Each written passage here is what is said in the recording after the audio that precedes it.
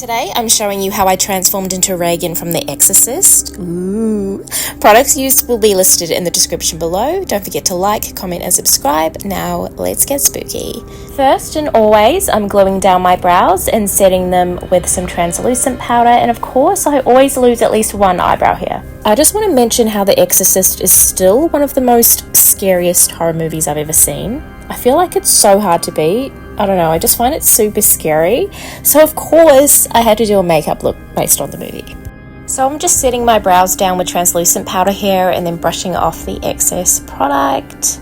Then going straight in with our mirror and synwax. I've started to get better at using synwax. Honestly, it just takes practice, and the must-do is using Vaseline to help mold and shape it. The best tip I can give you when using synwax or scar wax is applying Vaseline to your fingertips and then squeezing and working the product until it's warm and no hard pieces of wax are in it. If you still feel the hard pieces of wax, you need to keep working with it. I've shaped the wax pieces into 2 small balls, and this is going to be placed over my brows. So to prep this and to help the wax stick securely to my skin, I'm taking a Q-tip and applying a small amount of prosaide around my brows. Make sure you don't apply it directly to your eyebrow hairs. We do not want to be pulling them out once we remove the makeup. Then taking our 2 balls of wax, shape them into a worm shape. I really don't know how else to describe it.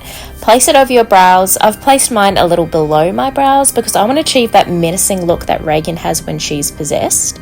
So I'm just using my warm fingertips with a bit of Vaseline and blending and shaping the wax onto my skin. It may take a bit of time to get the shape you want, so be patient with this step. I find it's the most important step.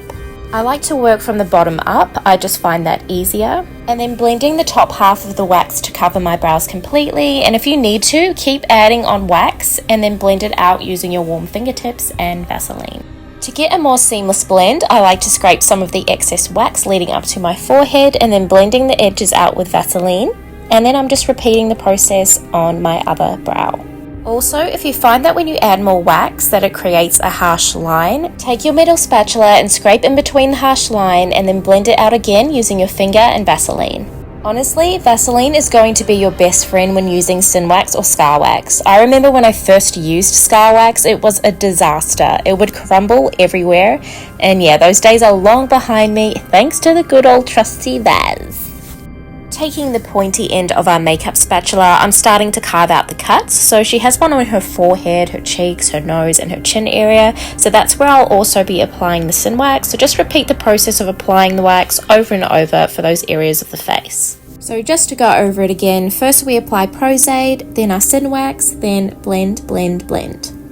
I always find if I've added too much wax, I'll just scrape off some of the excess with my metal spatula and then blend it out again. So just going through and creating those cuts on the face. She has 2 cuts on one side of her cheek and 1 on the other side, and then 2 on her chin and also on her nose. But you'll see me applying wax to the nose later because I didn't realize when filming that I didn't add any to my nose. And here's me thinking I'm done with using the wax. Little do I know, I'll be coming back to that. Next step is applying prosaide all over the synwax with a little sponge. I absolutely love this prosaide from Scotty's Makeup, and I'm happy I got the bigger bottle because I use it a lot actually. Wait for the prosaide to dry, and then we're going to go over it with some colorset powder or some translucent powder. This is going to set everything down and diminish any shine. However, shine will come back, so I always like to apply a generous amount of translucent powder over the top. You know, there's Vaseline also throughout the wax, so if you are out and about with this costume, I definitely recommend bringing your translucent powder along with you, just so you can keep that shine under control. And that was me there realizing I didn't add any wax to my nose. I knew something was missing. I'm so glad I realized because that cut on the nose really brings the look together. So just make sure you powder your face with a generous amount of powder, and then we are moving on to foundations. So Regan has that pale, deathly skin tone, so I'm mixing a light nude foundation with a little bit of white foundation. I'm not sure if this brand is still creating makeup because I can't find them anywhere anymore, but I love this white foundation and I'm down to the last few pumps, so I'm really sad about that. But anyway, so we're just applying that all over the face. I'm using a damp sponge so I can just pat the foundation down over the wax. I find it so much better than using a makeup brush. You're patting down rather than dragging the makeup and ruining all of your hard work. Also, don't forget to add foundation to your ears, and that would look so weird on me if I didn't do that because I have an olive skin tone, so it would just look completely off. But yeah, the white foundation is from a makeup brand called Indi Beat Cosmetics. Also, don't forget to add some white foundation to your neck as well. I wanted to add a little bit of colour to my face and not so much just have it being one colour, like white, so I'm blotching on the nude foundation to random areas of my face using a brush. If you feel like you've added too much foundation, just blend it out with a sponge. Then set everything down again with translucent powder. Now the fun part, adding some eyeshadows. Makeup Revolution recently sent me this makeup palette and I'm in love. The shadows are so pigmented and it had the perfect shades of purple and red for this look. I'm first going in with the maroon shade around my eyes and lightly blotching it onto random areas of my face and over the cuts. Then taking the purpley shade, I'm adding it to areas where I want it to look sunken in, so the inner and outer corners of my eyes, and then I'm adding that colour to the cuts as well. In the reference photo I was looking at, there was a grey shadow around her smile line, so I decided to add some grey eyeshadow there and then used a tiny bit of black eyeshadow to deepen the shadows around my eyes.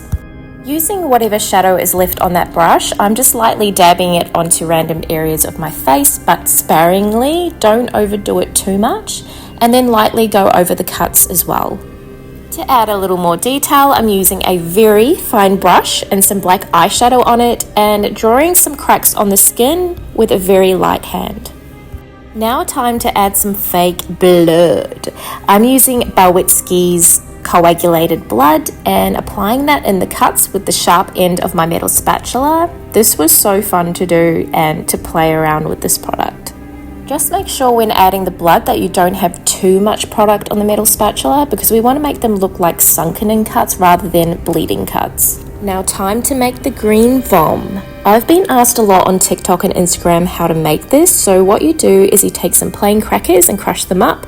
Make sure you don't crush them all up into the same sized pieces. We want small pieces and medium sized chunks. Add a little water, not too much, mix that up. Then taking some liquid latex and some neon green eyeshadow pigment, I'm adding it to the bowl and mixing it up. You can use green face paint as well, as long as it's neon, it just gives it that, cool green vom effect. I don't know, you know what I mean.